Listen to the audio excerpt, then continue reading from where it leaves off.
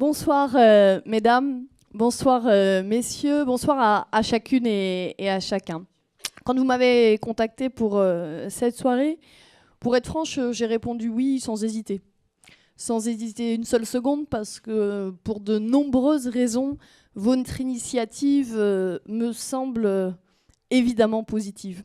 D'abord, je crois que nous avons besoin ensemble de continuer à déconstruire un certain nombre de clichés sur l'égalité homme-femme et je voudrais quand même, si vous le permettez, revenir un tout petit peu en arrière. Alors je vous rassure, je ne vais pas faire toute la longue histoire du droit des femmes, étape après étape. Je crois que nous n'en sommes plus là, mais quand même, c'est bon une fois de temps en temps de se redire qu'il n'est pas si loin que ça à l'histoire, à l'échelle de notre pays, le temps où une femme ne pouvait pas ouvrir un compte bancaire sans l'accord de son mari. Il n'est pas si loin que ça, le temps où les femmes n'avaient pas la liberté de disposer de leur corps. Et il n'est pas si loin que ça, parce que malheureusement, c'est encore le cas aujourd'hui, le temps où l'égalité des salaires entre les hommes et les femmes n'était toujours pas une réalité. C'est le seul chiffre que je citerai parce que je crois qu'il reste emblématique du chemin que nous avons encore à parcourir. 23% d'écart dans notre pays, à compétences égales, à métier égal, dans le salaire entre les hommes et les femmes. C'est la première raison pour laquelle, évidemment, j'ai répondu avec beaucoup d'enthousiasme oui à votre invitation. La deuxième, vous vous en doutez peut-être, je dois le reconnaître, c'est que dans la fonction qui est la mienne aujourd'hui, j'ai eu de temps en temps l'occasion d'être confrontée à ce type de questions. D'abord, j'ai assisté à certains échanges étonnants. À Nantes, on a une tradition très sympathique qui est d'accueillir les nouveaux décideurs. Les nouveaux décideurs nantais. Il y a une nouvelle décideuse, je l'ai reconnue, elle est dans la salle, peut-être qu'elle se reconnaîtra, qui, c'était pas l'année dernière, c'était il y a 2 ans. Une manifestation officielle est organisée au CCO et on accueille là tous les nouveaux talents nantais qui viennent nous expliquer comment ils vont amener leur énergie et leurs compétences sur notre territoire. Alors 3 ou 4 messieurs passent, le journaliste l'interroge de manière enthousiaste, intéressante, quel est votre parcours universitaire, quel capital financier vous amenez, quelles sont vos ambitions pour l'entreprise. Et puis une femme arrive, brillante, un parcours universitaire assez hors norme et un champ de compétences extrêmement élargi. Et la première question que lui pose le journaliste, « Madame, il paraît que vous avez des enfants en bas âge. C'est pas trop compliqué de concilier ?» Je la vois sourire, je crois qu'elle s'est reconnue. Je raconte cette anecdote parce qu'elle est révélatrice du chemin qui nous reste à parcourir. Évidemment, hommes et femmes ensemble.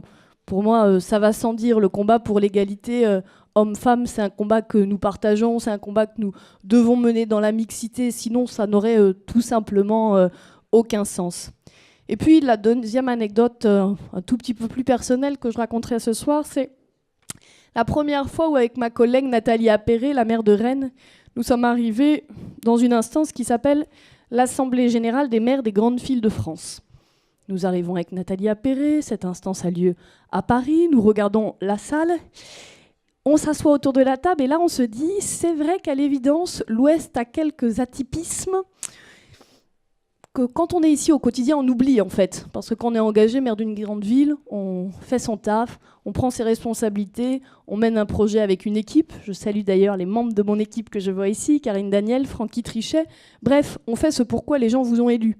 Avoir un cap, une vision, mener des actions, faire ce qui nous semble bon pour l'intérêt général d'une ville et d'une métropole.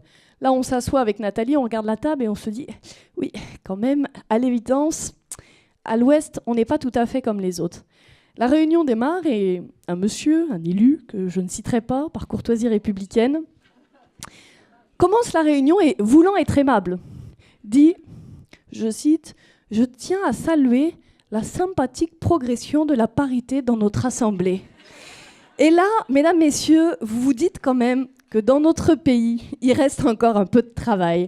Alors oui, Je crois qu'il faut avancer sur ce sujet, avancer pas simplement sur l'égalité des droits, mais sur l'égalité réelle. Pour moi, c'est vraiment ça l'enjeu. C'est dans cet état d'esprit qu'à la ville de Nantes, nous avons mis en place un plan pour l'égalité homme-femme, pour aller vers l'égalité réelle. C'est dans cet état d'esprit que nous allons mettre en place le Conseil nantais pour l'égalité homme-femme, qui sera évidemment ouvert, je le redis, à des hommes et à des femmes. Parce que mon objectif, mon ambition sur ce sujet, c'est pas simplement ce que la ville peut faire elle-même. Il y a plein d'initiatives qui existent sur notre territoire. Et j'en vois ici un certain nombre qui sont depuis plusieurs mois, depuis plusieurs années engagés sur ces sujets. Il y a ce qu'une grande ville peut faire, elle-même, une grande métropole, en termes d'exemplarité. Je donnerai un seul exemple. Quand j'ai été élue maire de Nantes dans la direction générale de la ville, pour de nombreuses raisons, sans doute très valables, il n'y avait pas une femme. Aujourd'hui, il y a une femme directrice générale en charge des finances et des ressources humaines, une femme directrice générale adjointe en charge de la culture et une femme directrice générale adjointe en charge des projets métropolitains. Vous savez, ces projets lourds, l'aéroport, la gare, l'infrastructure, ces sujets où on se demande quand même toujours si un homme ou une femme vont avoir le même regard sur ces sujets. Donc notre objectif, c'est de pouvoir travailler à ce qu'on met en œuvre nous directement, mais surtout au fait de fédérer des énergies qui existent sur le territoire, d'accompagner des initiatives, d'être à disposition, jamais de faire à la place d'eux. Je pense aux différents réseaux de marrainage qui existent et qui accompagnent les femmes chefs d'entreprise. L'idée, c'est de faire ensemble, c'est continuer à avancer ensemble dans un esprit positif, dans un esprit de sérénité. Et je crois que de ce point de vue-là, le numérique est sans doute un lieu où continuer à expérimenter d'autres manières de faire. On le sait, le numérique, ça vient casser les codes, ça vient bouger les lignes, ça vient bousculer une société encore un peu verticale, l'aider à passer au mode horizontal. Et pour toutes ces raisons, je pense que l'espace du numérique dans sa globalité est un bel endroit, un bon endroit pour continuer ensemble à casser des clichés. Alors moi, je voudrais tout simplement souhaiter bonne chance à toutes celles et ceux qui sont là, qui sont dans la salle, mais aussi, et peut-être surtout celles qui ne sont pas venues ce soir et qui ne viendront pas ce soir, parce que autant je crois qu'il est essentiel d'avoir des femmes en situation de responsabilité, que ce soit dans le monde politique, dans le monde économique, mais je crois que ces situations ne suffisent pas. Je crois que les symboles, ça ne suffit pas. Je crois que ce combat, il sera vraiment gagné quand pour tout un chacun, quel que soit son travail, quel que soit son salaire, cette question, eh bien, finalement, on ne se la posera plus.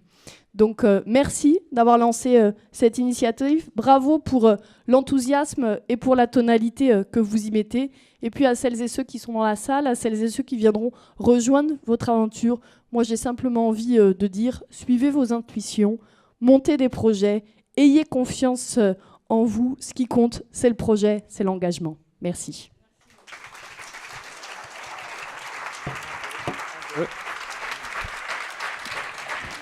Merci, Madame le maire, Johanna Roland.